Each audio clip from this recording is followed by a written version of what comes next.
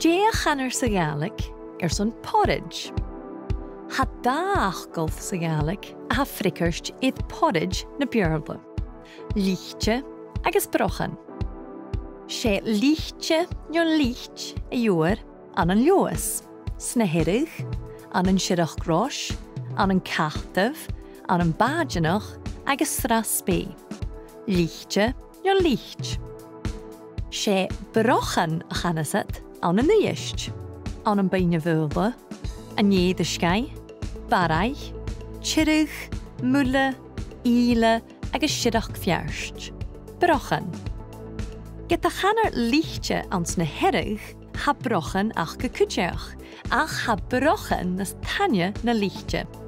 Agus chanilin sin ach belasset jen viarst de schoolgeintjen a joer sa Gaelic.